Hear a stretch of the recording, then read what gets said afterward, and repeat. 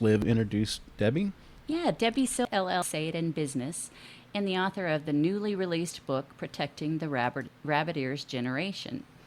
Having witnessed fraud against my aging aunt of 93, I realized her story and countless other frightful scams, including the grandmother scam, charity scam, IRS scam, sweepstakes scam, to name a few, along with tips to protect one's money and family, need to be told. That's why I wrote Protecting the Rabbiteers Generation. If you think can't, if you think it can't happen to your family, think again. Debbie, thank you so much for being on this show. We sure appreciate it. Move, you gotta stay. I must say that was the. I'll tell one story before we get too started. That was probably my worst dad moment. Is back in 2000s there was a presidential debate that preempted the World Series or something like that, and so we had a dish, and I had to go to Rabbit Ears, and we lived in a kind of in a valley. So I told my daughter, I said, I got like 100 feet of coax. I told my daughter, take these Rabbit Ears and just walk as far as you can walk. And then still wasn't working. I said, okay, hold them over the top of your head. And so the picture finally got dialed in. I said, could you just stand there for about 3 hours while I watch this baseball game? I bet she didn't do it. No, too, she 'cause didn't. That's a devoted daughter. Yeah. Yeah. No, she called me out on that one pretty quick. Well, you But could have paid her. oh, Debbie, well, thank you so much for taking time out of your day to be with us. You know, when we talked earlier, I think we all can agree this is such an important topic to talk about, because I'm telling you, it's not just, our seniors typically fall into the trap a little easier, but I'm telling you, these things are coming at all of us constantly every day. And, I just got one before we came on the air. It was a simple call. I didn't answer it, but it went to voicemail, and it said, please text me at this, crazy phone number there. So I can only imagine what kind of trouble I might get into if I was to actually respond to that text. Who knows what it is or what they would be capturing, but probably not good. These scammers are getting very creative, very creative. Yeah. Yeah. So what prompted you to write the book? I recall you talking Well, about I your want to aunt. I want to hold it up so that you can see what I'm Yes, talking please. about. Yeah. Let's see. There we go. Can you see it? Yes. Mm-hmm. Okay. I wrote Protecting the Rabbiteers Generation because my aunt, who was 93 years old, she was in and out of the hospital, rehab, and it got to a point one day we were in the hospital writing checks for her. And we said, let's call the bank, make sure we have the right amount in the bank and see what's going on. We spoke to the person in the bank about her checking account, and they said, yes, the amount's right. And she approved it. She said, yes, the amount is right. And then I went to the bank to do some more banking for her. She made me POA, power of attorney, on her account. And I went to the bank to do more business for her. And I happened to see a statement that said there was a online transfer from her savings to her checking. And I said, did she call and say, please transfer the money from the savings to the checking? And they said, no. She made an online transfer. I'm like, really? I said, how is that possible when she doesn't have a cell phone? She doesn't have a computer. She doesn't have an iPad. She doesn't even have a microwave. She's got a TV with rabbit ears, the antenna like you were describing. Well, she did it. She made the online transfer. So this opened up a whole can of worms, like what is going on here? It turns out, after I did some detective work and I got a detective involved, it turns out that there was a tenant that lived above her, and the tenant's boyfriend somehow got my aunt's information and also somehow got some of her checks. And he created an online account, and they were writing between the boyfriend, and I believe it was my aunt's aide. She also had an aide in the house because she needed some assistance.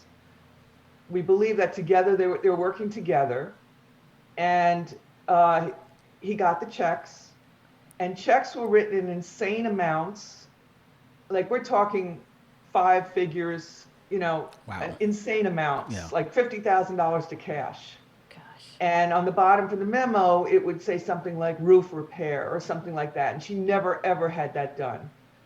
And so I said to the bank, I said, wait a minute, what's going on here? There are these checks written to insane amounts to cash or to this name that I didn't recognize. It turned out to be the aide's boyfriend. And I said, what's going on with this? Well, your aunt, I guess, approved those checks. And I'm like, no, she never approved these checks. And this went back and forth. As I said, I got a detective involved.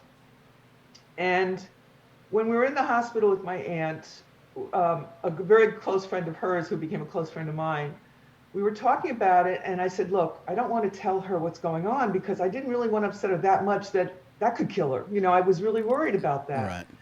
So we didn't tell her what was happening. And it turns out she passed away like a few weeks later.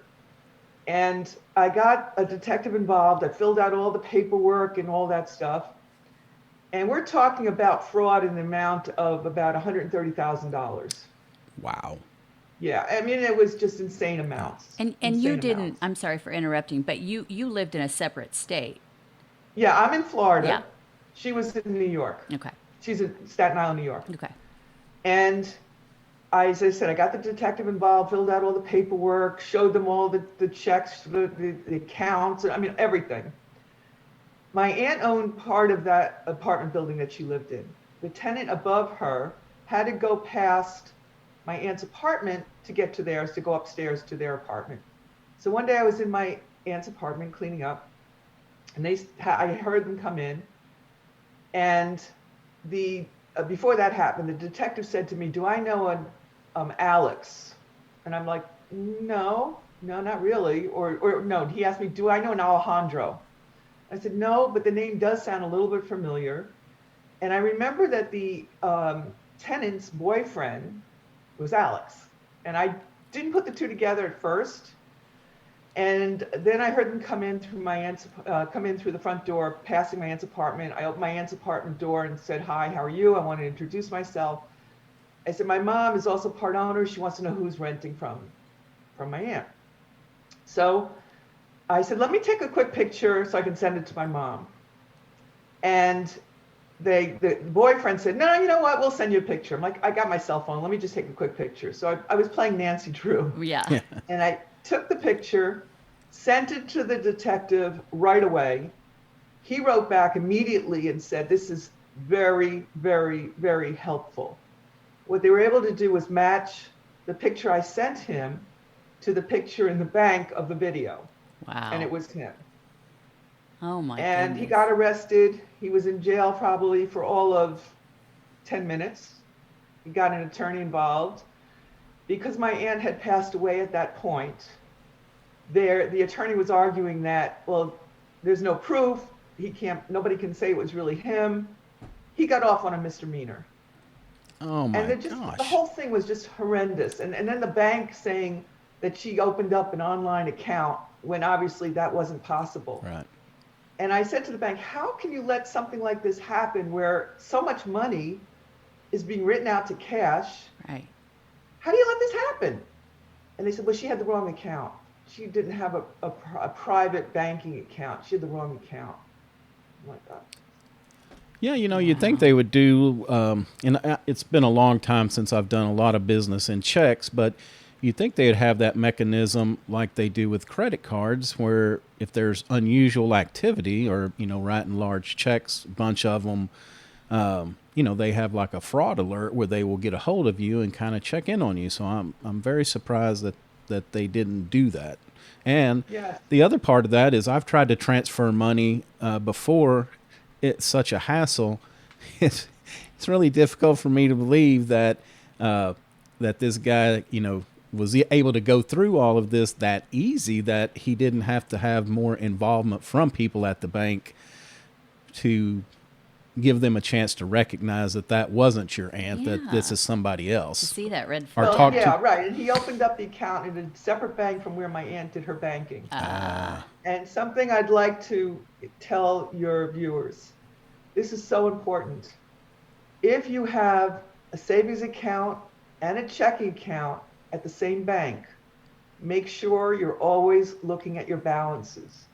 because a lot of people will focus on their checking account because Right. that's the one they use most often. Right.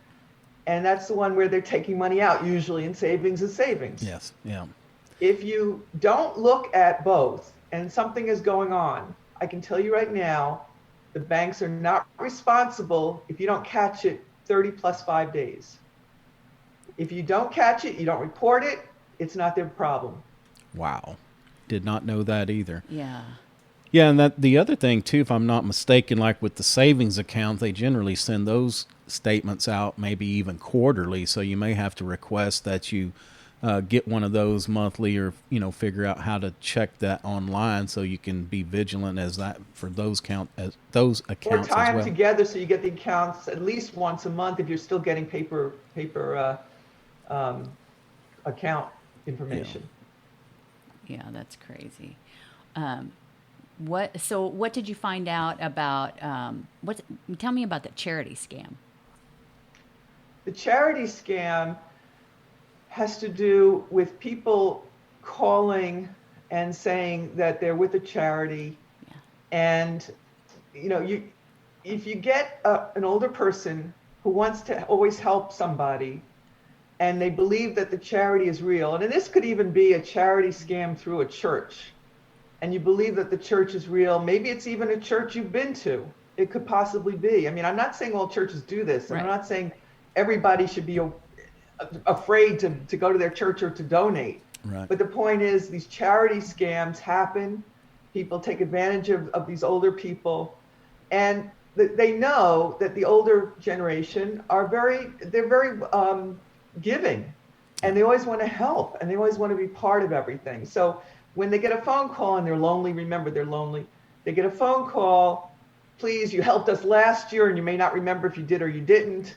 Then all of a sudden you're giving again and again and again, and then they take advantage of you. Well, you gave us $1,000 last year. We could really use your help if you gave us $2,500 this year, and then it just builds from there. And there's really you can't stop it because a lot of these are real and a lot of them aren't real. So you don't know Right. what's real as far as the charity scams go. Yeah, and I think we also have to make people aware that it's easy. Not that I would ever do this, but I could go out and clone a church website, and I could, for anybody from the outside, I could look like I was that church with the PayPal link or the donation link on that website, and be funneling all those funds. And that's why we just warn everybody to, we don't want anybody to quit giving.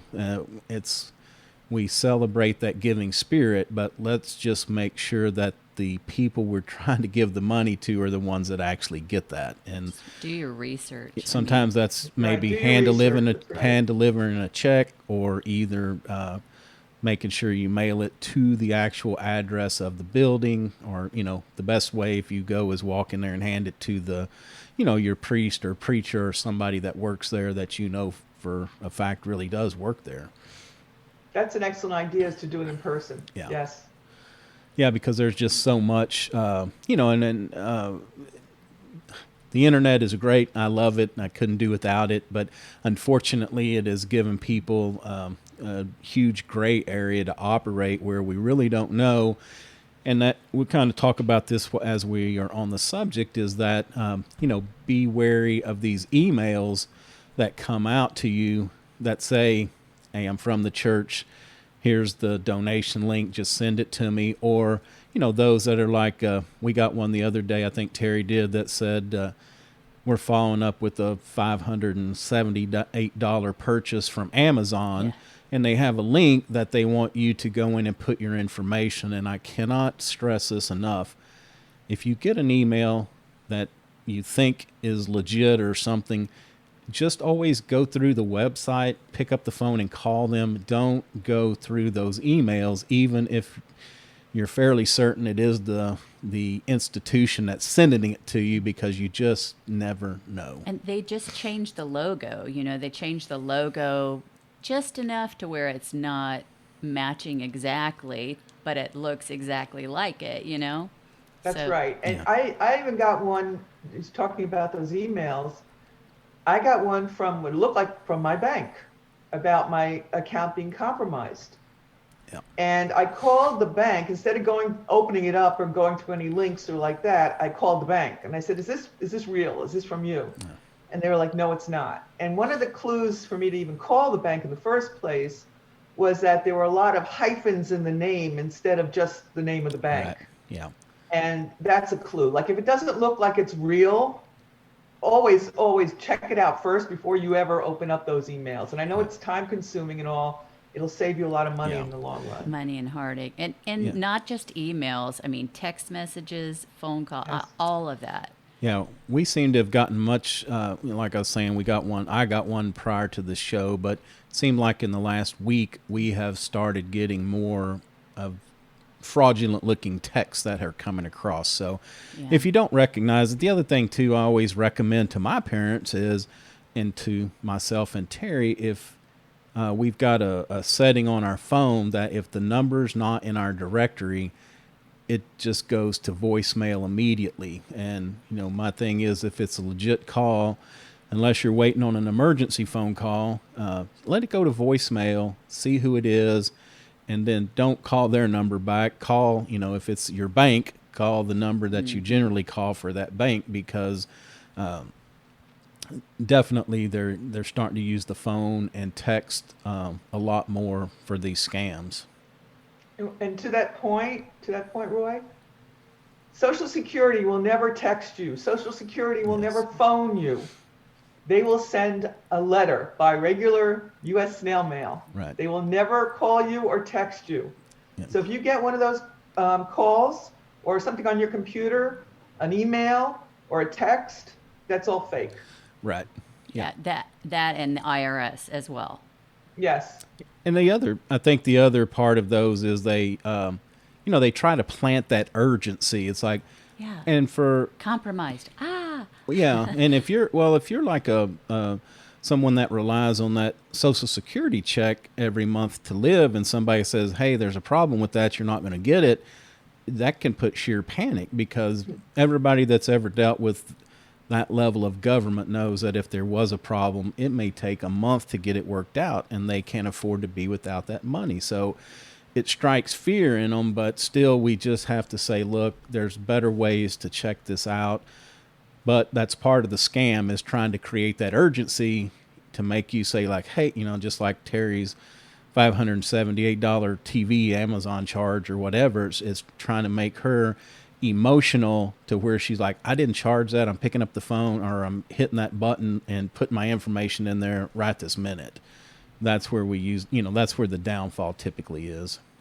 The scammers, their job is to create such panic that all sense of reason goes out the window. Right. Yeah.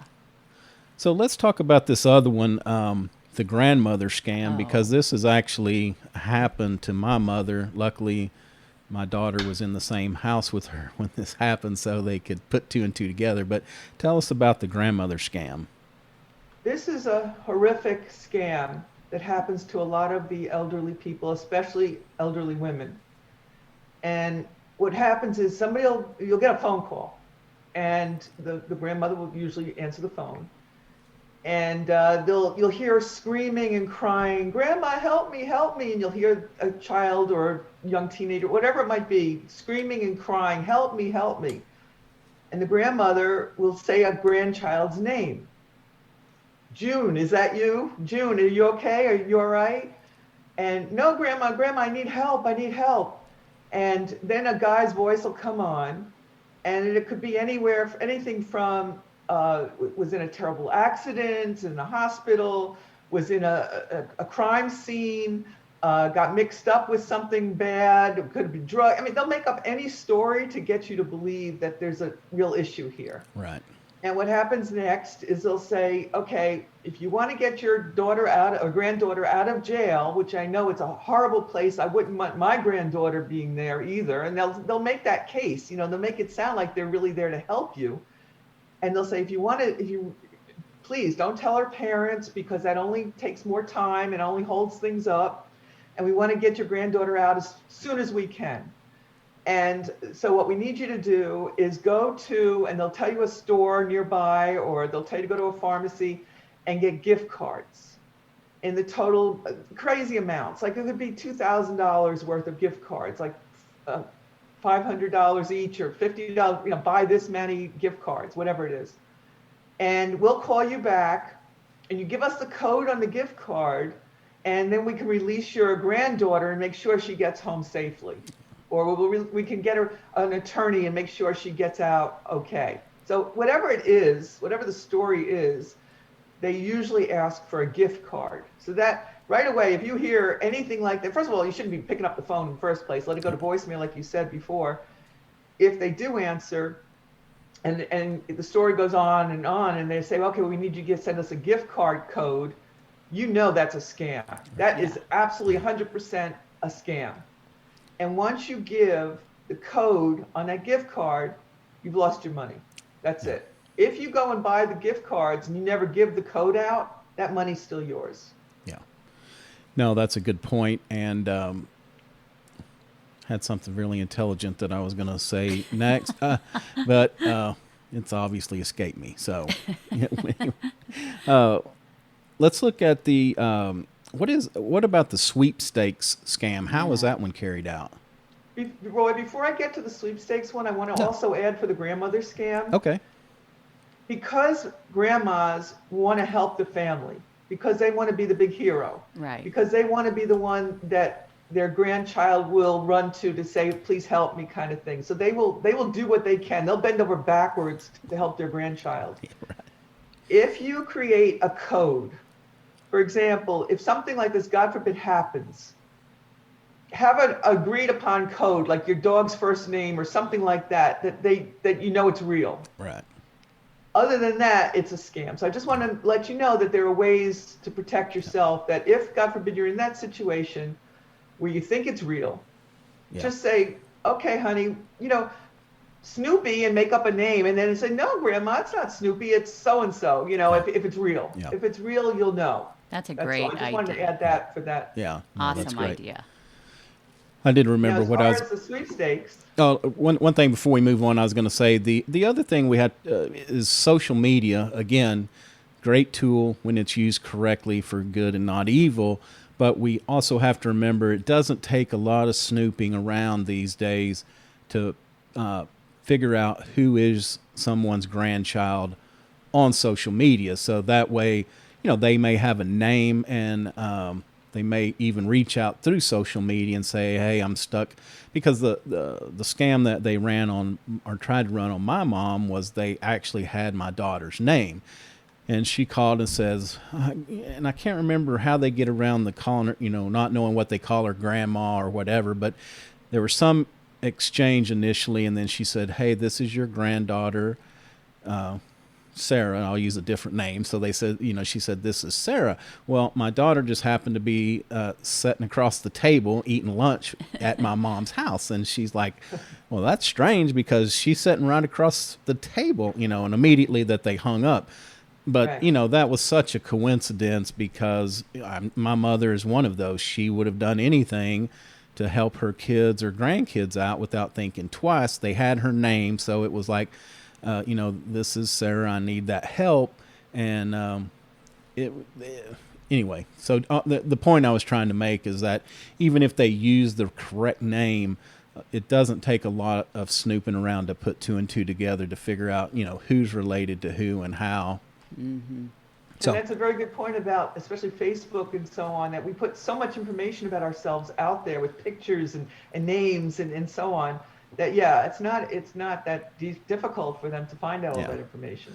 Yeah, and it made me think about my Facebook setting. I think it still has all this information. I need to go in there and change it. Back in the old days when we could trust it, we put everything about us in there, but now it's probably the less we have, the better. Yeah, and watch the friend requests. I mean, so many of those friend requests come over, and if you would just click, you don't have to be their friend, you just click over and see what their Facebook site looks like, and they've got like 2 photos.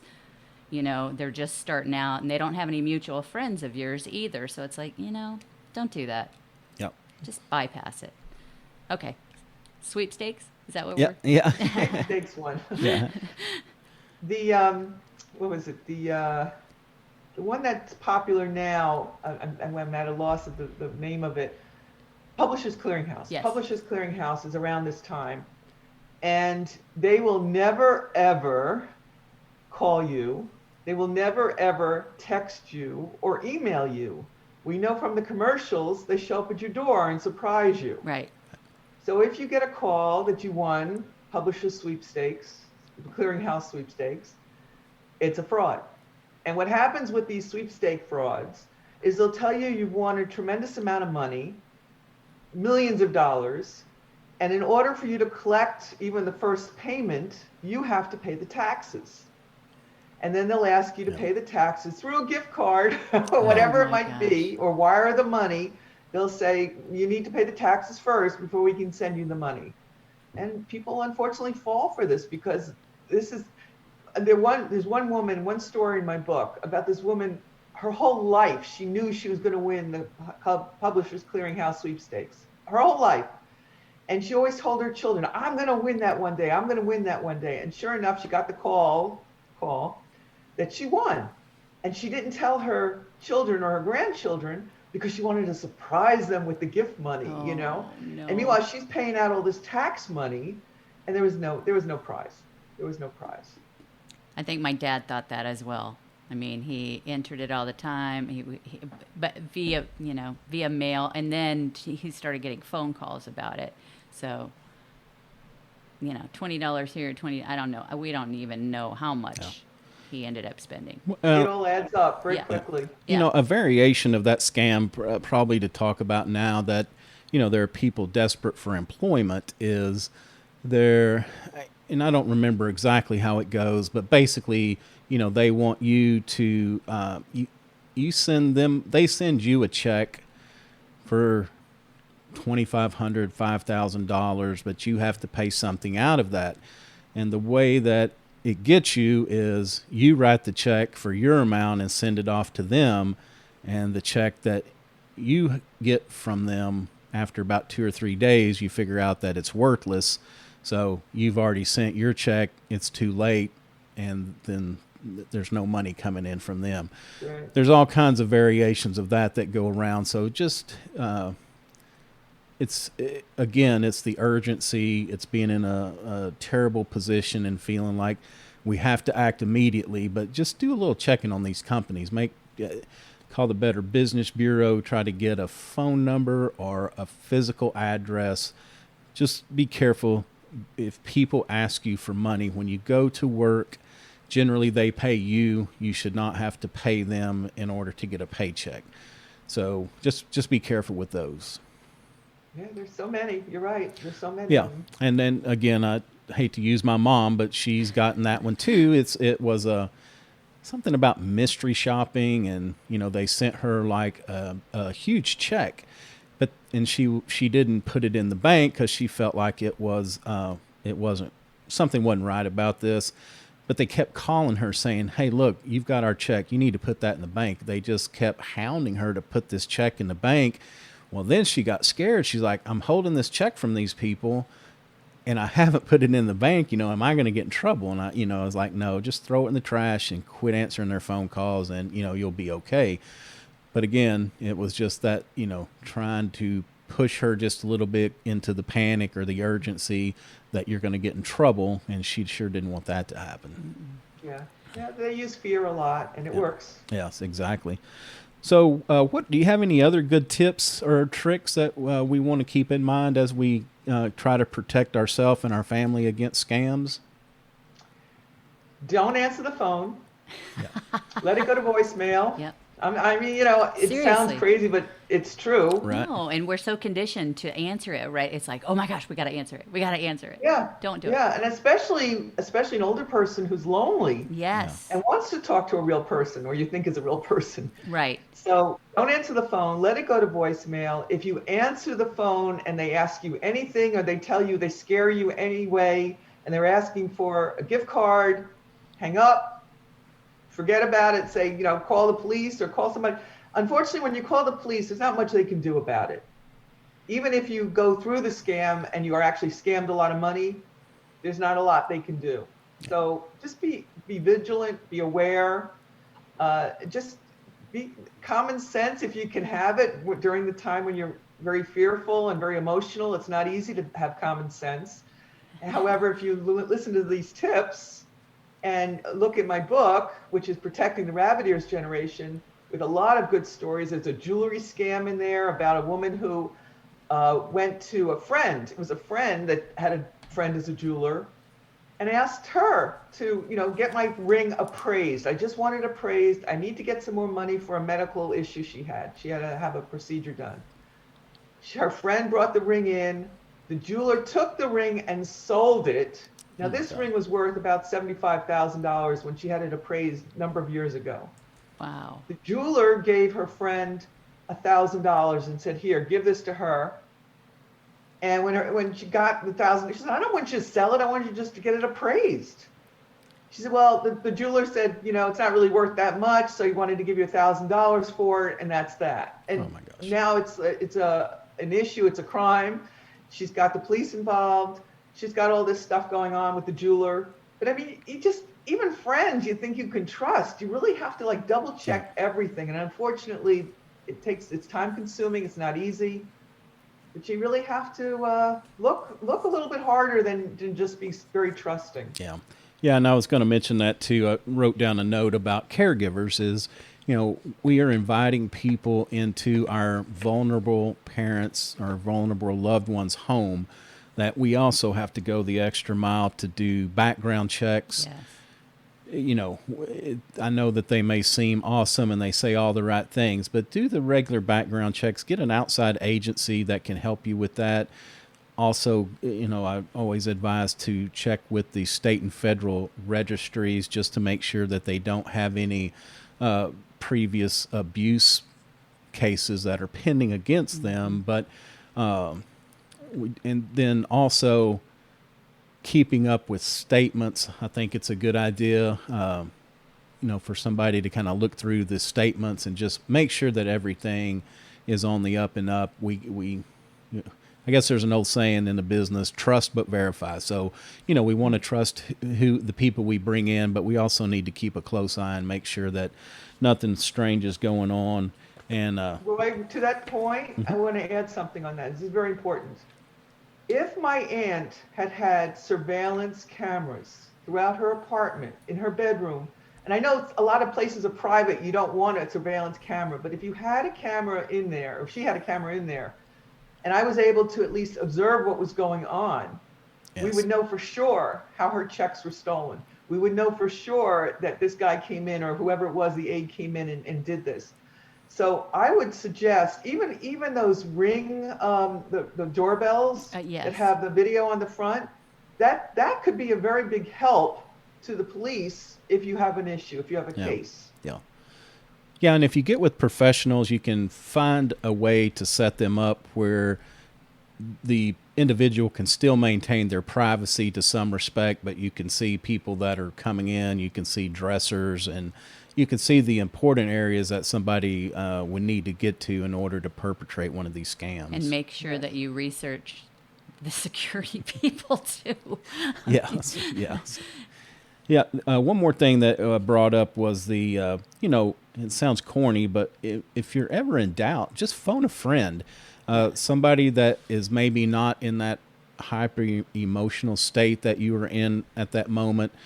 They may be able to help you with, hey, you know what, I've seen this, or let's take this route to make sure that is legitimate.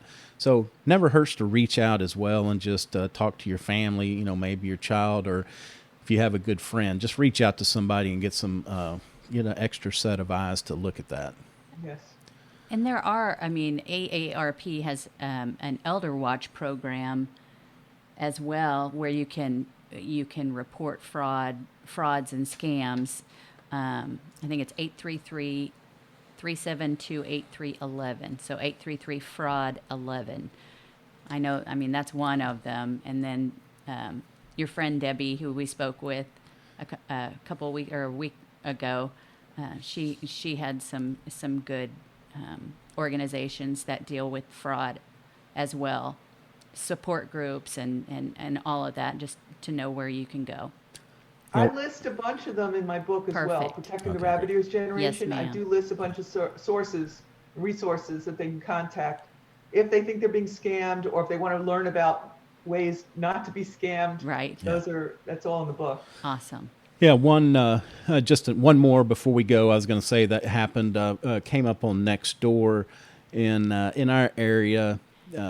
They had a guy going up to we live in an area where there's a lot of older homeowners. And so the guy was going up to the door and saying, "Hey, I've got the city contract to repave these roads in this neighborhood. And we usually have leftover asphalt product when we get through. So what we do is we sell that, at half price to the neighbors to repave their driveway or whatever. But what we do, we've only got 10 slots, and so we have to collect the money up front." And so anyway, what this person was very heads up. What they did is they got the information off the side of his truck, called the city, and the city said, "No, we don't even have a contractor like that working for us." So, we talk a lot about online, but that sometimes they will walk right up to your front door and try to do it as well. Mm-hmm. Yeah. All right, Debbie. Well, that's going to wrap it up for us today. So what we always ask our guests, so what is a tool that you use, or what is a habit that you have that you think really adds value to your life, either professionally or personally? Well, gratitude is a big part of my life, and talking to my dog when I walk him is a big part of my life. Doesn't talk back much. Because it kind of calms me down. I can talk to him, and he listens for the most part. I mean, sometimes he has to have the last word, but pretty much we both talk to each other. Yeah. And just the gratitude is a big part of my life, and also focus. Focus is a big part of my life. Being in the moment. Yes. Very often, I find most of us, and I say most because I've been guilty of this as well, that we're not in the moment, we're thinking ahead, so we're not always seeing what's right in front of us. So especially now with all these scams and fraud and everything else, if you're in the moment, you can react better than just going off all crazy and emotional. Okay. All right. Those are two great good. ones. So if you would, tell us one more time, tell us how we can get the book, where we can get the book, how somebody could reach out to you and get in touch with you. Okay. I'm going to show the book one more time. Yes. Okay. If you can see it. Protecting the Rabbit Ears Generation. With the TV, you see the TV antenna and the old phone. Yeah. And they can reach out. They can go to Amazon if they want to order at Amazon or through Kindle. Or if you'd like to get a signed copy, which I'd be happy to do, it's just email me at rabbitears@gmail.com. That's rabbit, RABBIT, ears, EARS, Rabbitearsbook, BOOK, @gmail.com. Okay. Yeah, we'll be sure and include that in the show notes as well. All right. Well, thank you so much for your time. This information has been very helpful. Audience, please just be aware of all these things, and let's really think this stuff through before we get tangled up. And because it could take a long time if you can ever unwind this once it happens, it can take a lot of time and cost you a lot of money. So let's just try to avoid it altogether. Yeah. Awareness is key. Yes, for sure. All right, Debbie. Well, thanks a lot. That's going to do it for us. You can find us, of course, at ageeducational.com. We're on all the major social media platforms. We are also on all the major podcast platforms, iTunes, Stitcher, Google, Spotify. If we're not on one that you use all the time, please reach out. We'd be glad to get it added. So appreciate you listening. If you have any good story ideas, if you're a professional in the space, if you have a story of a loved one, we'd be glad to hear from you, either Roy at ageeducational.com or Terry with a Y at ageeducational.com. Be glad to talk to you about it. So until next time, that's going to do it for me. Debbie, thank you so much. It's been great. Invaluable information. Thank you again for having me on this wonderful platform. I appreciate it. All right. Thank you. All right. Y'all take care of yourself, and please take care of your family members.